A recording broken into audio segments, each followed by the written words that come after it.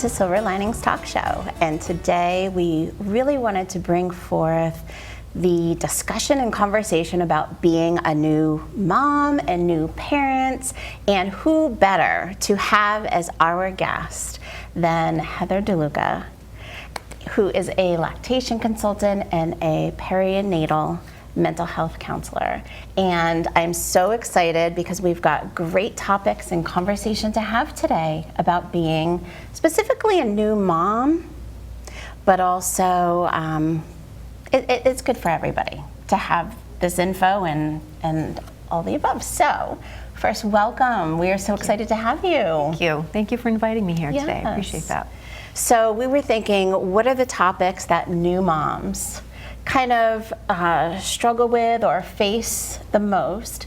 And just to say, like, not only do you work in the hospital setting, but also in your own business, helping and supporting and guiding new moms. Yes. So what do you hear from them? That's actually a pretty easy question to answer because it always has something to do with sleep, which isn't surprising. That's sleep for the baby and also sleep for the parents. And then the other topic that's very popular is feeding choices, breastfeeding, formula feeding, how to make sure that their baby is growing and is healthy. Yeah. Can we start with breastfeeding? Absolutely. Let's start with that. Because I think that that's such an important topic, and Lynn and I want to share a little bit about our journey when we get to that piece. Okay. Well, please do. Why don't you start out by sharing your experience with that? I will preface it with giving just a few statistics, in that in the United States, the breastfeeding initiation rate in the hospital is usually about 83%. But by 6 months, it drops to about 55%. And so you're probably going to add a little bit to that context of those numbers by sharing your personal experiences as to why there is that gap between the first, initial days and the 6 month time. Yeah. I'll have to say, when I had my first child, I did not have a very good experience with breastfeeding because I didn't have any milk to give. And I didn't realize that I didn't get the milk, but I think I should have, because my breast size never changed through my whole pregnancy. So, you think that would have told me something, but the professionals didn't make that connection either. So I basically was kind of starving my child for the first week.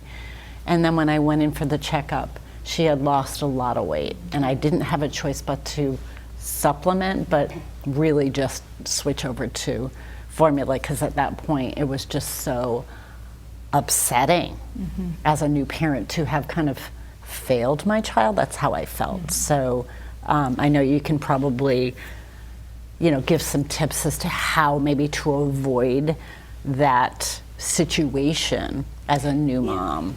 And to kind of talk about just quickly, my experience was I didn't produce very much at all. So I was someone who would be pumping and get this itty bitty little amount after like a half an hour. And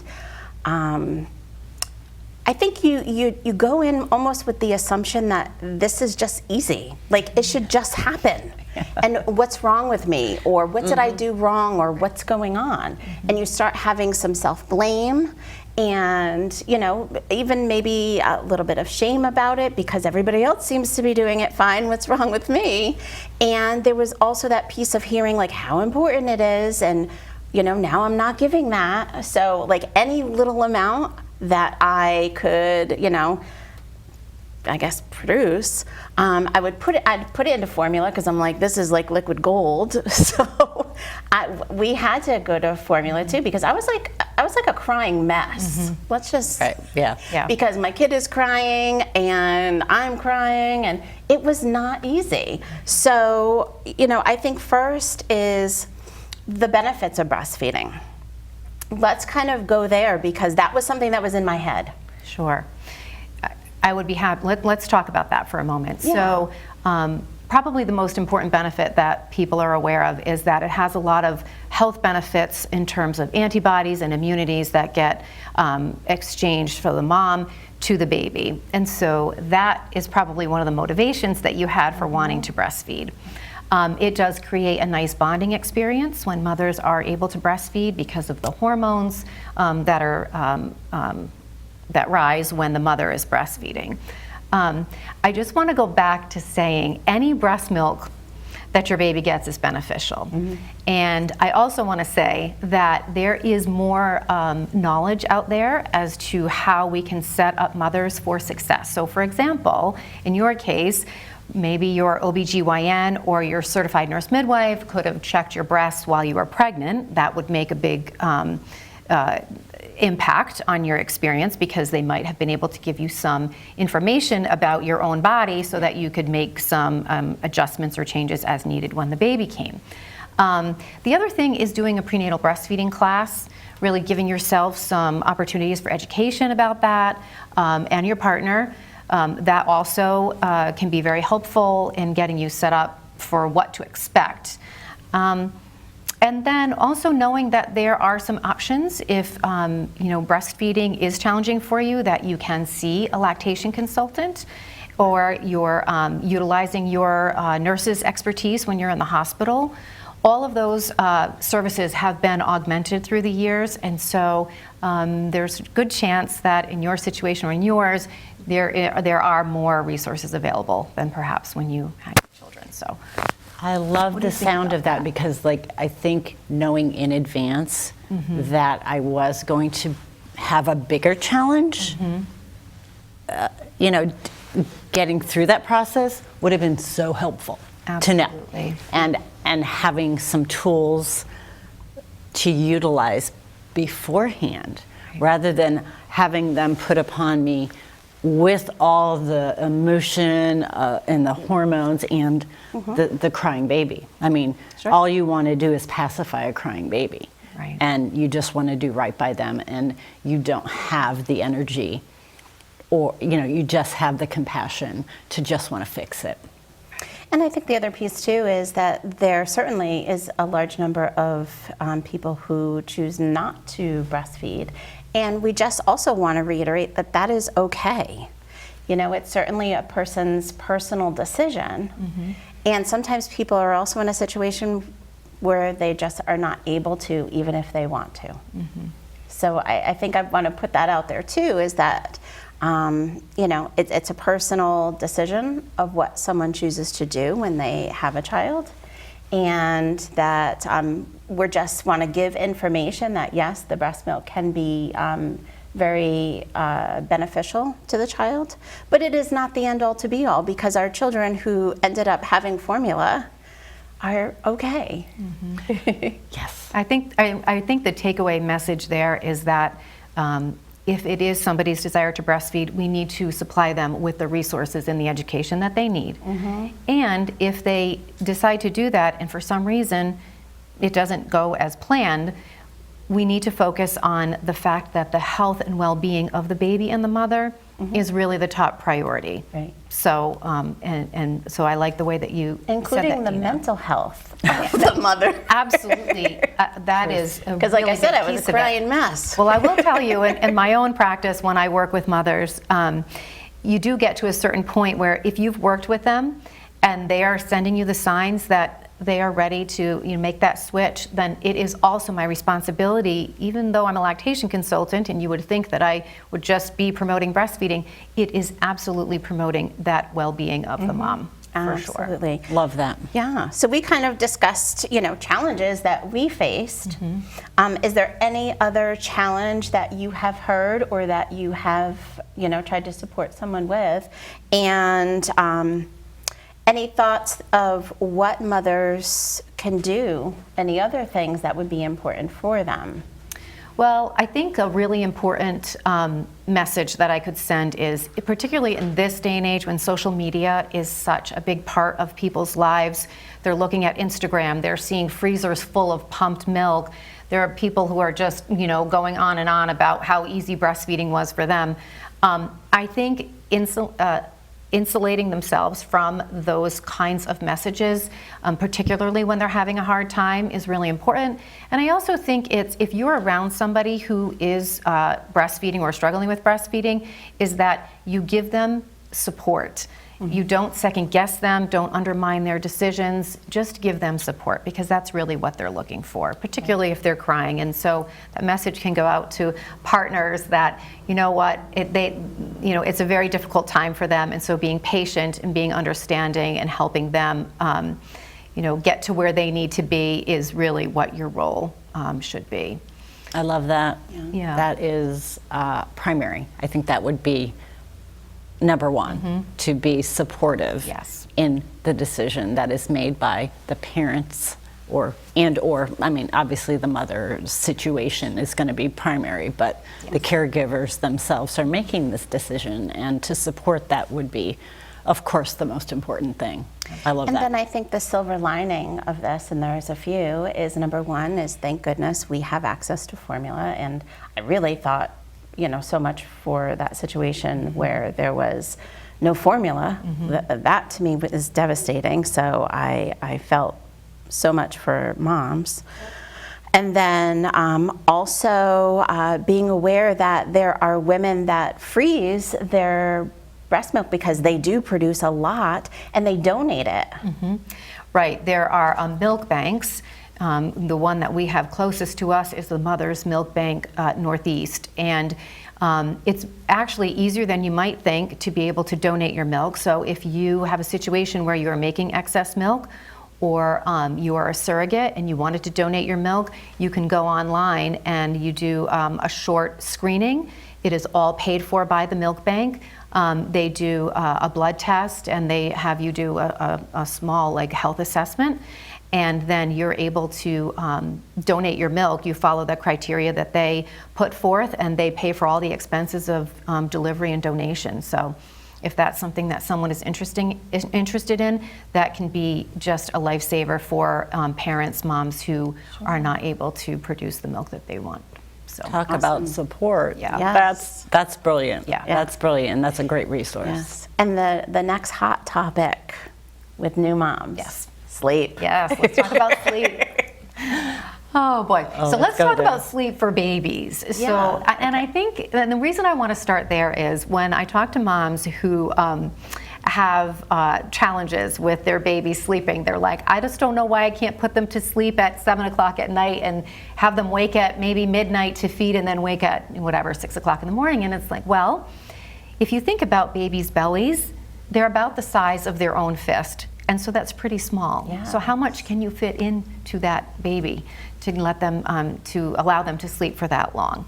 So the way babies sleep, if they're waking every few hours, it's because that is what babies are capable of doing. And so sometimes we expect more of them than they're able to do. And while that doesn't work very well for new mothers because they're exhausted, they're healing sometimes from childbirth, and they're looking for that extended sleep, you have to just keep in mind what is realistic to expect from a new baby. Yes. So I don't know if you have something that you want to share about how you remember your experience with your baby sleeping.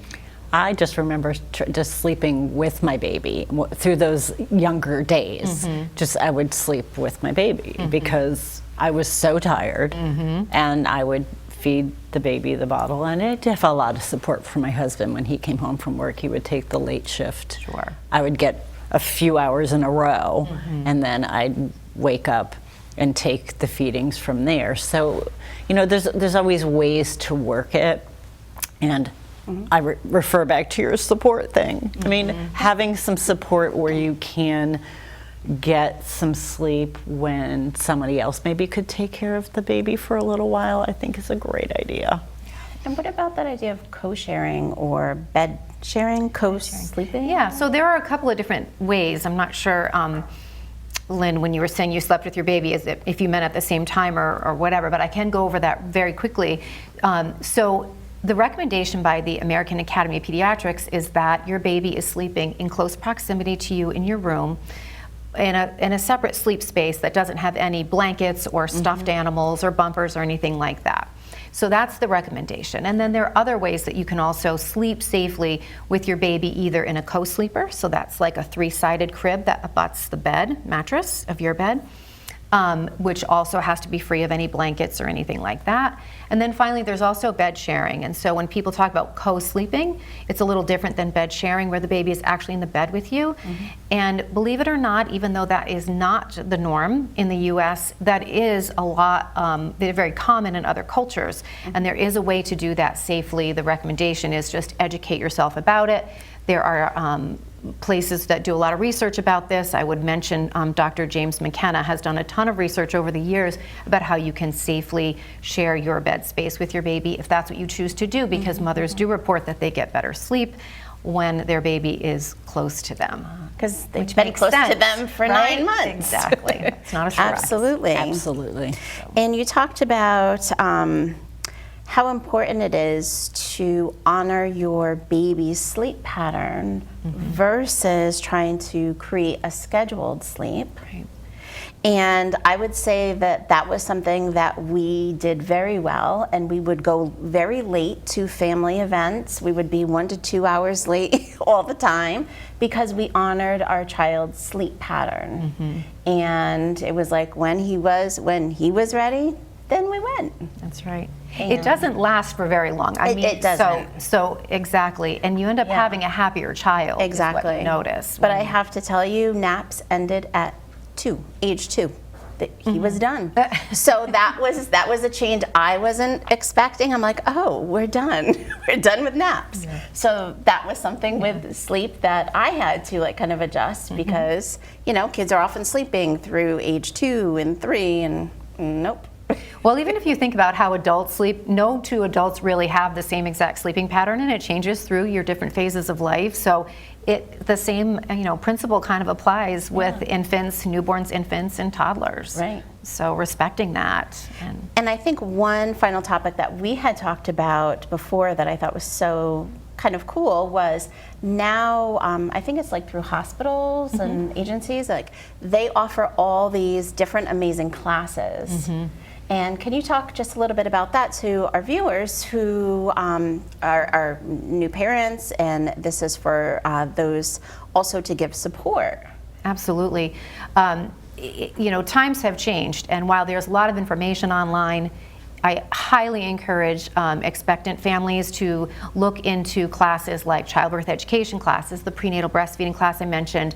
There is even something now called a grandparent class where you can go and learn if your child is having a baby and you need a refresher on what things have changed over the years in terms of, how are they supposed to sleep and where, how do you put the car seat in the car, all these different things that might have changed since when you had children. That can be very, very helpful. They also have sibling classes and a whole variety, hypnobirthing, etc. So I highly encourage families. It really is a family event when someone is having a baby now more than ever. So, Heather, thank you so much. This was so wonderful to just really explore some of these key topics of being a new parent and a new mom. Pleasure. Thank you. Thanks for having me. Oh, that was amazing. Next up, we have coming back to us via Zoom, Diane Trone, and she's going to be bringing to us fall fashions, color analysis, and Dopamine dressing. Dopamine dressing. Stay with us.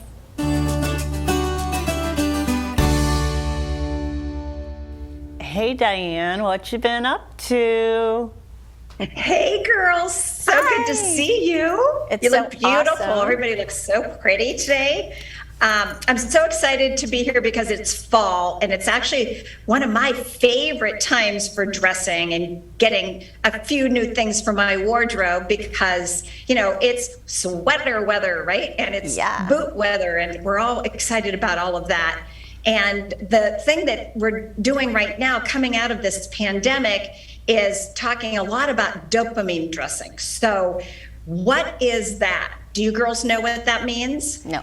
I can just say that when I recently went into a store, I literally saw this dress hanging up and I went, oh my God, that makes me so happy. So I love the colors and I had to buy it. Dressing is. Yes, is. that's dopamine dressing. So it's about those pops of color. It's about things that are going to make you feel happy, things that are, and it's scientifically proven if you put something on in the morning and you go through your day and it's got, you know, some kind of a hint of happiness to it, whether it's a pop of color or a sparkle, you will have a better day. It does make a difference when you walk into the office. Have you ever had that happen? Oh, yes. Absolutely. Yeah, I think you walk a little bit different. You walk maybe a little bit taller. Yes. And today, so for example, I put red lipstick on and this red sweater because red is one of those colors for me that just really, that you can't be in a bad mood if you have red on, right? Yes. True. Absolutely. Truth. So tell us some Yeah. things about, you've mentioned dopamine dressing, things that make us feel good, colors and things like that, but what's hot for fall? Tell us the hot colors. Okay, so hot for fall really is olive, the olive colors, a lot of different shades of green. So I thought that was great that I just saw you in that pretty green, grass green dress, Lynn, because green's really in all shades. Blue's really in, the illuminating yellows. Believe it or not, fuchsia is all over the runways for fall. Because of the dopamine dressing. People, you know, they didn't want just grays and browns and navies and blacks for fall this year. They want pops of color. So dig into your closets and get it into some of those. It could just be a handbag or an accessory, like a handbag or a necklace or a scarf or a pair of shoes. All the sparkly shoes are in, the golds. I mean, I have a catalog sitting here. I can't show you because it may not show up very well, but hot pink shoes are in right now, baby blue boots, all those different colors. So go wear your colors for this fall. So what if I don't look good in fuchsia? What would So, you recommend I do? Not everybody. Yeah. Yes. Not everybody looks good in like a fuchsia, right? So wear a different shade of that pink. So Lynn, you might be more of, you know, I don't know, more of a winter or maybe a summer. I haven't done your colors, but you know, a summer color of pink would be a pale pink. And then you could, you know, add an olive color to the pale pink and make it look a little bit more fall. Does that answer your question? Absolutely. Absolutely. Yeah. And then white after Labor Day. I wanted to mention that too, because so many people, they're like, oh, I can't wear any of my white things anymore because it's after Labor Day, right? So Lynn, would you ever wear white after Labor Day? Never. Yeah, you know, I whipped this out because I said, you know, it went with the stripe, and I felt it's still warm out, and this is such a great structured blazer that I think it really would go with anything, and I don't want to put it away after half the year. I really don't. And you don't have to. You don't have to. If you want to be real picky about it, you could go with more of a winter white as the we're really technically still in summer in the fall. I mean, it's still summer, so you're technically still right to wear the white. If you want to tone it down a little, then you just go for a winter white, which means it's just more of it's not a bright of a white, it's just more of a muted white. And in particular, I love winter white around the holidays. I think that is just so exquisite, so beautiful. You can't go wrong with a winter white pant or a winter white jacket or dress, and then add something red to it for the holidays or a sparkle. And we also just wanted to talk about some of those color meanings. And we were also talking, like, sometimes we have a feeling or emotion when we see someone in a certain color. So curious about color meanings. Yes. So the color, well, it depends on, you know, I mean, everybody looks good in different colors, but have you ever walked into a room with a certain color on and it's your color because people compliment you on that color, right? So I think more than it being a color meaning, it's our personality that goes with the color. Like when I wear aqua blue, people seem to always compliment me on the aqua blue. Red, people compliment me on that. What colors do you find that when you walk in the room, people really say something to you about what you're wearing that day? Purple. Oh. What about So you, royalty, Heather? of course, is purple. And, There you go. And Heather's wearing this beautiful shade of coral, is it? Yeah, maybe like a Peach? a peachy orange. Yeah, yeah. So what? Yeah. And that I looks, prefer this color. I and like that color it, looks so great really on nice you. on her. So, does that have a specific meaning? I know that might be a difficult one. But the peachy, I mean, it just goes with her skin tone. I can tell just looking, on the camera here, it just looks beautiful on her. It doesn't take away from how beautiful she is. So it's a beautiful color. So that's complements the your thing too. beauty. You don't always have to wear a color. Sometimes a color, if you put it on, depending on what it is, it might overwhelm you, not look as good on you because it's too much for you. It's too much color. And I like that on Heather because it just looks, she just looks beautiful. Her face stands out, her hair stands out. She looks beautiful. Yeah, that's great color tips. Now, Diane, we know that you're not with us physically, but you're with us always in spirit, and we're so happy that you joined us here to give us some amazing ideas and tips. And I'm going to remember that whole dopamine color like what idea makes you happy. because that is like such a good feeling for me. So, do you want to give our viewers a little goodbye from Diane? Well, I just say have a fashionable day or a fashionable week whenever you're watching this, because explore your closet, do something with something in your closet that you haven't done before, and just have a fashionable week. Make your own style. And have fun with it. Yeah. Yes, Thanks for tuning that's in. what makes it fun. Make your own style.